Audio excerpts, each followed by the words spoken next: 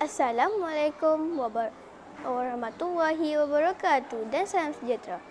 Hai kawan-kawan, bak kata pepatah, tak kenal maka tak cinta. Jadi, izinkan saya memperkenalkan diri. Nama saya Anus Syahada binti Arami. Saya berumur 11 tahun dan bersekolah di SK Padang Gajah.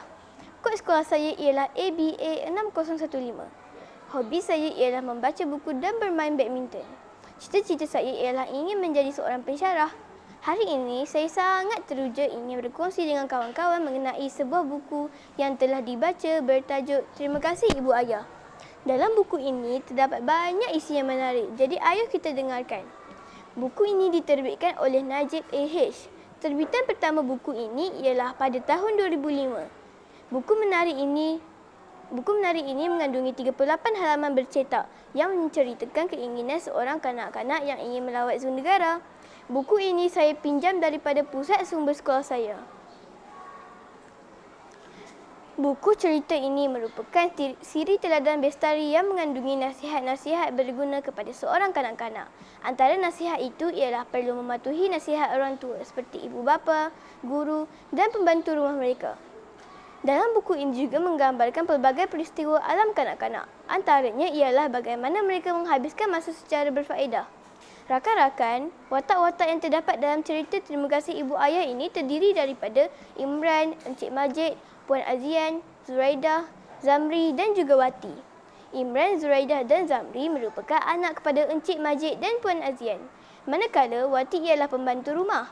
Watak-watak yang dibawa oleh mereka sangat menarik dan sesuai dengan tajuk cerita. Cerita ini berkisar tentang lawatan ke zoo negara.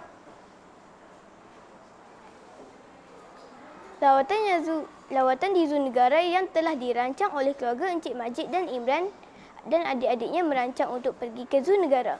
Hasrat mereka ini telah diceritakan kepada Encik Majid dan Puan Azian. Ibu bapa mereka bersetuju untuk membawa mereka ke sana. Imran dan adik-adiknya sangat teruja dan gembira. Encik Majid dan Puan Azian bersetuju untuk membawa anak-anak mereka dengan beberapa syarat.